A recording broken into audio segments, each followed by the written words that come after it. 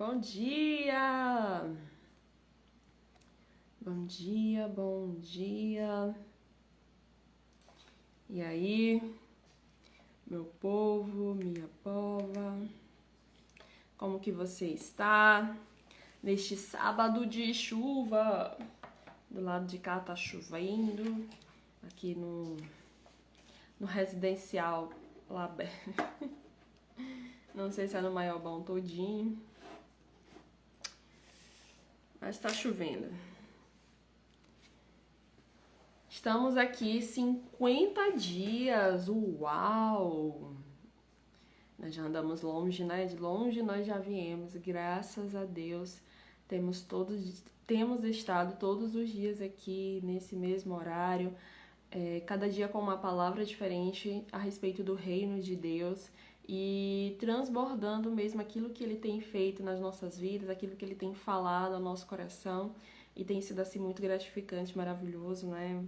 O tempo tá acelerando e as coisas estão acontecendo tudo muito rápido, né?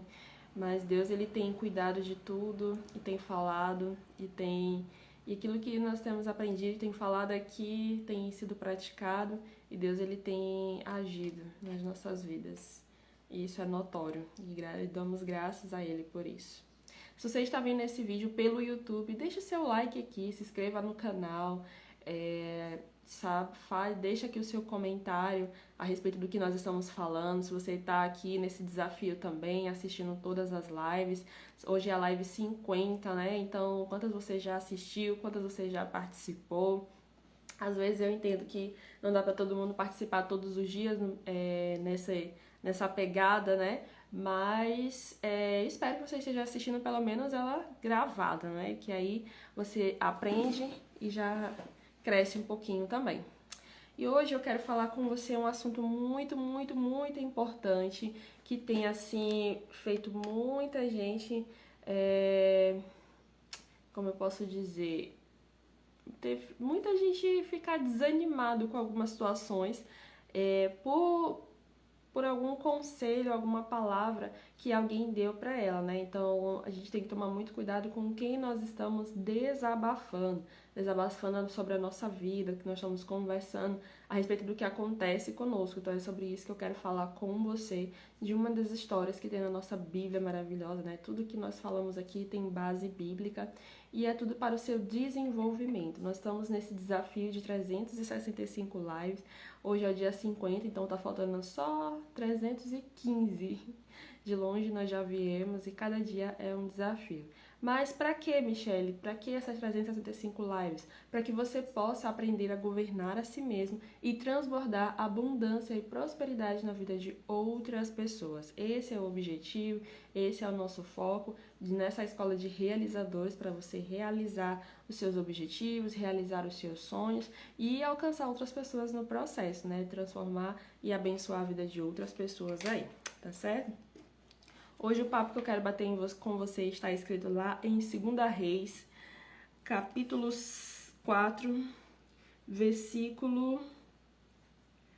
Vamos começar do 25. E assim ela saiu e foi para o Monte Carmelo, onde Eliseu estava. Quando ela ainda estava um pouco longe, Eliseu a viu chegando e disse ao seu empregado Geazi: Veja, a mulher de Sunem vem vindo aí. Corra até lá e pergunte se está tudo bem com ela, com seu marido e com seu filho. A mulher disse a Geazi que estava tudo bem. Até aqui. Bom, essa história, né, que aconteceu com Eliseu é uma história, assim, muito, muito boa, reflexiva, né? E ontem eu estava estudando sobre ela e eu percebi o quanto é importante nós focarmos, desabafarmos com as pessoas certas. Por quê? Qual é o contexto aqui dessa história? Bom, Eliseu era um profeta, né? E ele tinha ali o seu empregado Geazi e ele fazia, assim, muitos milagres. Ele era uma pessoa extremamente usada por Deus. Ele recebeu porção dobrada de Elias, né, que era um outro profeta. Então, tudo que ele tocava, tudo que ele falava acontecia, tudo que ele tocava era abençoado. Então, ele era um profeta profeta de Deus, onde ele fazia assim grandes milagres, grandes coisas mesmo na época dele. E tinha uma determinada casa, uma determinada família, que não, a Bíblia não descreve o nome dessa família, só diz que é de Sunem, da cidade de Sunem. E eles iam tudo, de vez em quando, né, ele passava por essa cidade para profetizar para aquelas pessoas ali, ensinar, fazer algumas coisas na vida daquelas pessoas daquela cidade. E todas as vezes que ele ia lá, ele encostava na casa da sunamita, pedindo água, pedindo abrigo, pedindo comida e tudo mais. E aí o que aconteceu? O que eles fizeram? Que ela pensou assim, falou pro marido dela, vamos construir um quarto para o profeta, para toda vez que ele vier aqui, ele tenha um lugar para ficar, tenha um lugar para dormir, né? Porque ele passava por muito tempo naquela cidade, então ele ia várias vezes lá e não tinha um lugar adequado para ele dormir. Então eles tiveram a ideia, né? A mulher dele, a mulher sunamita teve a ideia de construir ali um quartinho para ele, colocar uma cama, uma mesa, uma cadeira. E ele ficou muito grato quando ele voltou na cidade lá, ele viu aquele quarto, né? Ele ficou muito grato com aquilo, com aquele cuidado que aquela mulher tinha. E a Bíblia fala que era uma mulher rica, né? E o interessante é que ele se sentiu tão grato que ele queria dar algo para ela. Mas ela já tinha tudo que ela poderia ter, que ela era rica, ela tinha todo o dinheiro. Aí ele perguntou se ela podia fazer falar em favor dela pro rei. Ela disse que não, eu tenho tudo que eu preciso. E aí ele perguntou pro empregado dele, né, ver se tem algo que ela tá precisando. E aí ele falou, olha, ela não tem filho e o marido dela já é velho. Ou seja, provavelmente ela viveu ali, embora ela quisesse muito ter esse filho, mas ela guardava isso dentro dela, não se expôs dessa maneira, se dizer assim, eu quero desesperadamente ter um filho. Provavelmente ela já tinha se acomodado pelo fato de ela ser estéril e também o marido dela já ser avançado de idade. E ela vivia lá na casa dela, no cantinho dela. Então, a maneira de agradecer aquilo que ela fez, o profeta falou para ela que depois daquele tempo, daqui a um ano, né, ela teria um filho. Depois de um ano ela teria um filho. E ela falou, olha, não mintas para mim, você é um profeta de Deus. E ela ficou assim assustada porque ela era estéril, mas era uma coisa que ela queria muito, um sonho dela, algo que estava guardado, né, dentro dela, né? E quando ela recebeu essa profecia, ela ficou muito feliz, ficou assustada, né, de primeiro momento, mas ficou muito feliz, porque tudo que ela queria para se sentir completa era ter um filho. Naquela época, ter um filho era algo muito importante, era que definia mesmo as mulheres ali, se ela realmente era uma mulher diferente, uma mulher boa, uma mulher... não vou dizer próspera, mas uma mulher assim que tinha algo realmente de valor, que era poder dar filho, né? E nessa época isso era muito valorizado. Então uma mulher que não tinha filhos, ela se sentia muito desprezada, ela se sentia inferior às outras, ela se sentia muito mal. Então ter um filho para ela significava muito, era a realização de um grande sonho que ela tinha. E o tempo foi passando, depois aquele filho dela foi para a plantação com o pai dele, e aí do nada deu uma dor de cabeça muito forte nele, não tem dizendo o que exatamente aconteceu. Estudiosos dizem que foi um problema de insolação, né, quando a pessoa pega muito sol na cabeça assim e acaba sentindo uma dor de cabeça muito forte. E aí levou ele para a mãe dele, e aí ela ficou com ele no braço ali cuidando dele, e quando foi ao meio-dia o menino morreu. E ela, ao invés de ficar, sabe, chorando, ai, meu filho morreu, ai, o que eu vou fazer, ai, não sei o que. Não, eu acho muito, muito interessante essa força, esse vigor, essa fé que ela tinha. O que foi que ela fez? Ela pegou o menino, assim, sem dizer nada pra ninguém, nem espalhar pra todo mundo que ele tinha morrido, pegou o menino, colocou ele lá no quarto onde tinha construído pra Eliseu, onde ele já tinha dormido lá, colocou esse menino lá, e ela disse para o marido dela, olha, eu vou lá na cidade, vou lá onde o profeta Eliseu. E aí ele achou estranho, porque para ir até o profeta tinha que ter uma data especial. E ele falou, mas não tá na época de visitar o profeta. Ele falou, não, mas tudo bem, eu vou lá assim mesmo. O interessante é que ela não falou para o marido dela que o filho dele já estava morto. Ela simplesmente só disse, tomou uma atitude, viu a situação, tomou uma atitude. Não, se ele me prometeu, eu não queria ter filho, eu nem falei nisso. Mas se ele disse que eu ia ter um filho, por que agora esse menino morreu? Então eu vou lá resolver com ele, com quem me deu essa palavra.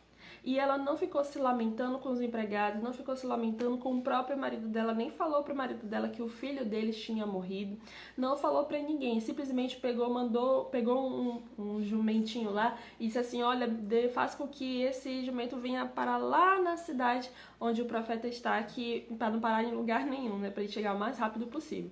E foi o que aconteceu, ele foi, e lá de longe, Eliseu, mas o empregado dele, eles estavam vendo aquela mulher. E aí Eliseu disse assim, ó, vai lá onde ela e pergunta se como é que está as coisas, se como é que tá ela, o marido dela, o filho dela. E aí ele foi lá correndo e perguntou para ela, ela disse assim, não, tá tudo bem. E isso é muito interessante porque não estava tudo bem. Não estava, mas ela sabia para quem ela deveria falar.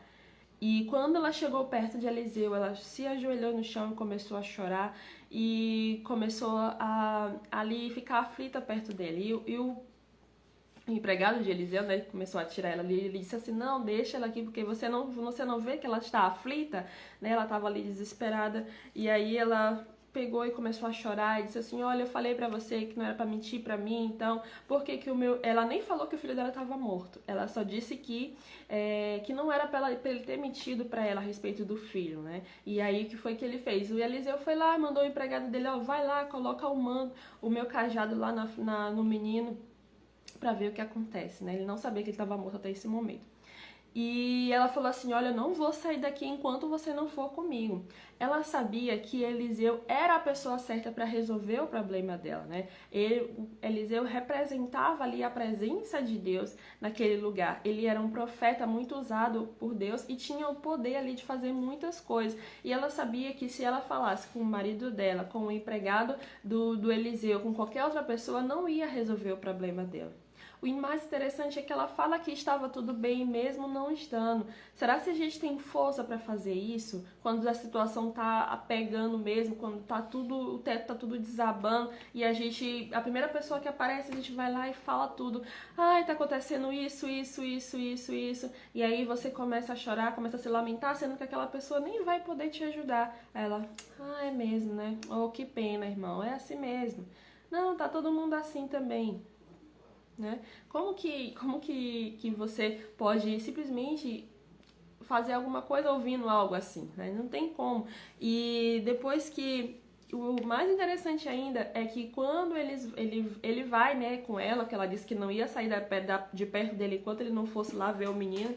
E depois que o Geazi, né, que era o empregado de Eliseu, foi lá, colocou o cajado no menino, não aconteceu nada. Só foi preciso mesmo Eliseu chegar lá, fazer um momento de oração, deitar lá, debruçar o seu corpo diante do menino. E aí, depois de muita oração, foi que o menino sobreviveu. E aí ela ficou, né, muito feliz, chorando demais. Mas o que nós aprendemos com essa história, né? Primeiro, quando as situações ruins aparecerem na nossa vida, a gente tem que tomar muito cuidado com quem nós vamos desabafar, com quem nós vamos falar isso, porque nem todo mundo vai poder resolver teu problema. Nem todo mundo vai poder ter alguma palavra que vai te dar a vida mesmo para você resolver aquilo que você está fazendo ou aquilo que você está passando. Muitas das vezes a pessoa só que está curiosa, só quer saber se você está bem ou não para poder fofocar para outras pessoas. E isso é muito triste, é uma realidade muito grande, mas nós que temos que ter essa preocupação com quem nós estamos desabafando na nossa vida. Tem pessoas que não podem encontrar alguém novo que já fica falando toda a sua vida, sabe? Eu já fui assim, e tem, principalmente em fila, né? Em fila de banco. Ou em qualquer outro tipo de fila de lotérica, a pessoa fica falando ali da vida dela inteira, né, pra outra, sendo que ela nunca nem participou da vida dela, nunca nem ouviu nada, nunca fez nada. Mas ela tá ali desabafando, falando, sendo que aquela pessoa não vai resolver o problema dela, né? Eliseu aqui vai sempre representar Deus, né, nas nossas vidas. Aquilo que nós que sabemos que ninguém pode resolver, temos que buscar a Ele, temos que colocar diante da mão dele, porque Ele que tem poder para fazer o impossível acontecer. Nós não temos. Quem que poderia trazer um garoto da morte para a vida? Podia ressuscitar ele? Somente Deus que tinha esse poder, ninguém mais. Se ela ficasse lá chorando, se lamentando, sabe, desistisse, sabe, ela esperou tanto para ter esse menino, ela nem queria, né? Ela eu imagino assim depois de um tempo, né, quando a pessoa casa, ela fica ali com a expectativa, naquela época pelo menos, né, fica com a expectativa de ter um filho e aí ficou, e como nessa época eles não sabiam se a pessoa era estéril ou não, só sabia depois realmente que passava um tempo depois de casado, que tinha feito relações e não acontecia nada, nesse momento, não tinha médico, né, nessa época para definir isso, então só nesse momento tipo, quando se casa e fica com aquela expectativa, vamos ter um filho, e aí passa o tempo, passa mais tempo e esse filho não aparece. Então depois de um tempo a pessoa ela fica no primeiro momento frustrada, mas depois de um tempo ela fica acostumada com aquela situação. Mas aí depois vem um profeta do nada e profetiza na vida dela, faz algo acontecer, realiza o sonho dela, e aí depois ela simplesmente perde aquilo que ela já tinha recebido, então ela não se conformou com aquilo. E ela sabia que ficar chorando, se lamentando, não ia resolver o problema. O que ia resolver, ela ia atrás da solução. E no momento quem a solução era Eliseu e não Geazi, né? Quando Geazi pergunta pra ela, e aí, como é que tá o seu filho? Como é que tá o seu marido? Como é que estão as coisas? E ela fala, está tudo bem. Isso é muito forte. Quantas vezes alguém pergunta pra gente como nós estamos e a gente fala assim, não tá bem não. Eu sou acostumada a perguntar pra um monte, tem algumas pessoas que parece que toda vez que a gente fala com ela, tá tudo mal. É impressionante isso. E você fala, e aí, como é que estão as coisas? Minha filha, não tá bem não. Eu tô sentindo umas dores aqui. Aí veio esse Covid aí, e não sei o quê. Aí eu tô com uma dor na garganta, tô com uma dor... Toda vez, tem umas pessoas que eu conheço que toda vez que eu falo com elas estão do mesmo jeito. Tá sentindo uma dor na cabeça, uma dor nos olhos, uma dor nas juntas, uma dor, principalmente quando pessoas mais de idade, elas costumam falar isso, né? E quanto mais você vai falando essas palavras negativas, mais vai atraindo para você, né? Então, é importante a gente ter a consciência, né, de que vai ficar tudo bem. Não tá naquele momento, mas a outra pessoa não precisa saber disso. É uma conexão entre você e Deus, é algo que aconteceu entre você e Deus, que precisa ser resolvido entre você e Deus, e não as outras pessoas. Ninguém tem nada a ver com isso. Então, é necessário a gente ter essa postura de dizer, olha, tá tudo bem, tá tudo bem. Deus é que tá no controle das coisas e vai ficar tudo bem, né? E mesmo que não esteja naquele momento para você, mas vai ficar. À medida que você crê, à medida que você buscar na pessoa certa. E quem é essa pessoa certa? O próprio Deus. É Ele que faz o impossível acontecer. É Ele que faz tornar a existência as coisas que não existem. É Ele que nos 6 dias da criação, Ele usou a palavra falada, e as coisas começaram a acontecer e a existir. Ele que é o pintor do mundo, né? Onde tudo que nós vemos, tudo que nós temos, foi Ele que criou. Então é Ele que tem poder para fazer o impossível acontecer. É Ele que tem poder para trazer à existência as coisas que não existem. As pessoas do nosso lado não têm.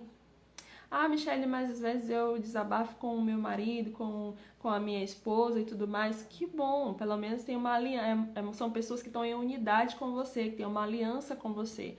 E pode acabar te ajudando a aliviar o peso, aliviar a carga. Realmente a gente precisa ter pessoas do nosso lado que realmente nos ajude, que realmente nos compreenda e nos dê a força que nós precisamos, que naquele momento ali a gente não está enxergando, a gente não está olhando, né? Então são pessoas que são usadas por Deus também, que nos ajudam ali a manter firme, a manter a caminhada. O que não pode é para qualquer pessoa, por exemplo, Geazi era só um empregado, ele não tinha poder, ele não fazia muitas coisas, só fazia aquilo que ele era mandado. Então, se naquele momento ali que ele chega perto da sunamita e ela já tinha falado, ah, não, tá tudo ruim, tá tudo mal, meu filho acabou de morrer, eu tô aqui pra ver se eu encontro alguma solução. E aí, se ela tivesse feito esse desabafo, provavelmente nós não sabemos o que teria acontecido, mas talvez teria sido de maneira diferente, porque ela teria desabafado para todos. E se ela desabafasse pro marido dela naquele momento ali, né, dissesse assim, ah, nosso filho morreu, e agora, e não sei o quê, e aí provavelmente o marido dela ia falar assim, ah, fazer o quê, né? Então iam só chorar ali e não iam buscar uma solução, não iam buscar algo diferente para poder resolver, né? Então, quando ela percebeu que o filho dela tinha morrido, ela não pensou outra coisa senão ir atrás do profeta que prometeu algo para ela. Ela falou, não mintas para mim. Aquela situação aconteceu para que eu e você pudéssemos aprender com ela, com essa situação, né, com essa mulher, que é Deus que está no comando de todas as coisas. Nós é que temos que confiar nele, né? E não sair espalhando para Deus e o mundo nossos problemas, nossas situações. Ah, meu filho, ah, não sei o que, o mundo tá desabando, tá tudo caindo, eu não sei o que eu faço da minha vida e tudo mais, né? Então, isso faz parte do processo de realização do seu sonho. Existem momentos que entre só você e Deus. Existem momentos em que você precisa desabafar somente com Deus, ou com as pessoas mais próximas de você que você realmente confia, como o seu esposo, seu marido, a sua esposa, seu marido. E essas pessoas, elas estão ali em unidade com você, se tiver, né? Tem essa questão também, porque às vezes marido e mulher não estão em unidade, só estão convivendo, mas não estão realmente unidos, e isso é um problema.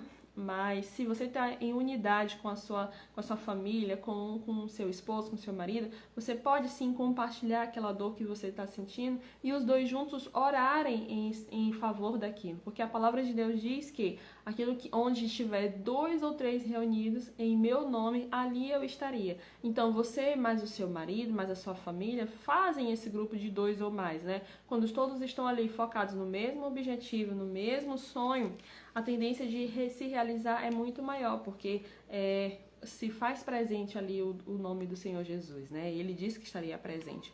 Então, o que nós aprendemos hoje? Com quem nós estamos desabafando? Será que a gente tem falado para todo mundo que não está bem?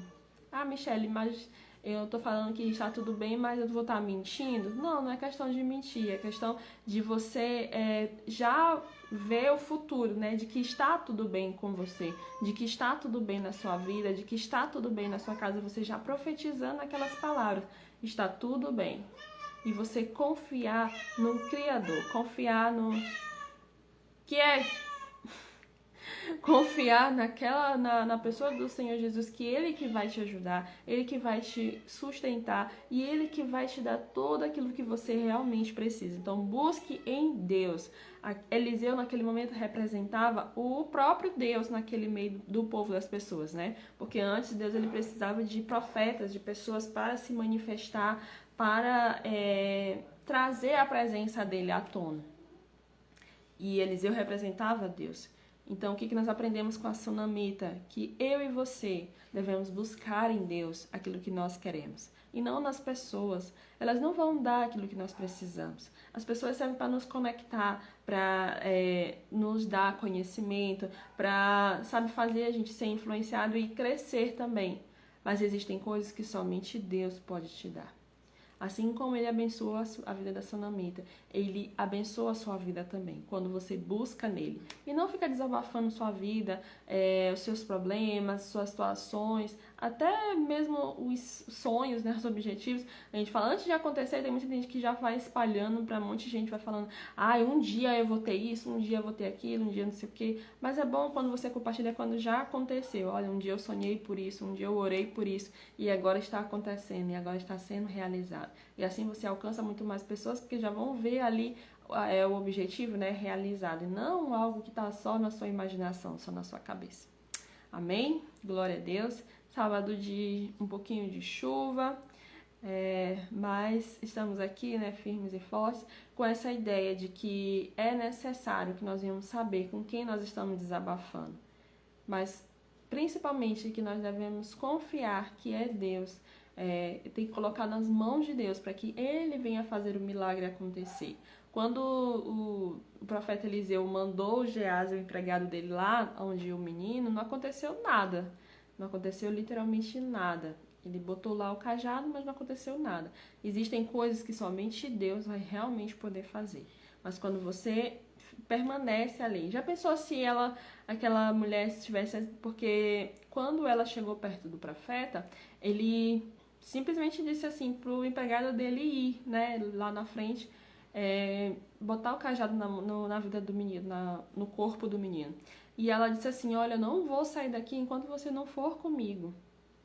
Ela sabia que somente Eliseu tinha poder o suficiente para curar o filho dela. Ela acreditava nisso, ela tinha fé nisso. Então, se ela tivesse ouvido só essa parte, né, de que ele vai lá, só o empregado, e ela ia junto e provavelmente não ia acontecer nada. Porque estava em Eliseu o poder, né, de fazer o filho dela se ressuscitar. E ele só sabia que ele tinha morrido mesmo só depois que Geazi voltou dizendo que ele não tinha acordado, né, e não tinha acontecido nada. Então, Deus é que tem o poder de fazer milagres nas nossas vidas e é nele que nós devemos confiar a força, né, que nós precisamos. Não é na força do nosso braço, não é na força daquilo que nós acreditamos que nós podemos fazer, mas sim naquilo que Deus pode fazer nas nossas vidas. Amém? Feche seus olhos em nome do Senhor Jesus. Te damos graças, meu Deus, porque o Senhor é bom e a tua misericórdia, meu Deus, ela dura para sempre. Obrigado, meu Deus, porque nós sabemos que o Senhor é o nosso sustento e a nossa fortaleza. Meu Deus, que o Senhor venha cada dia nos dar a direção para onde nós devemos caminhar. Tira de nós, meu Deus, as pessoas que nos atrapalham, as pessoas, meu Deus, afasta de nós, as pessoas que querem somente o nosso mal, que querem somente saber da nossa vida, marocar, meu Deus, afasta essas pessoas de nós e coloca pessoas que estão conectadas no mesmo propósito, meu Deus, naquilo que o Senhor tem feito e quer realizar ainda mais nas nossas vidas. Nos ajuda a confiar, meu Deus, na Tua palavra, no Teu tempo e nas ações, meu Deus, que o Senhor faz em nós. Em nome do Senhor Jesus. Amém e graças a Deus. Que você tenha um dia excepcional, um sábado maravilhoso e amanhã estaremos aqui nesse mesmo horário, às 6h27 da manhã, tá bom? Amanhã é domingo, não tem problema, dia de live também, tá bom? Um beijo enorme no seu coração.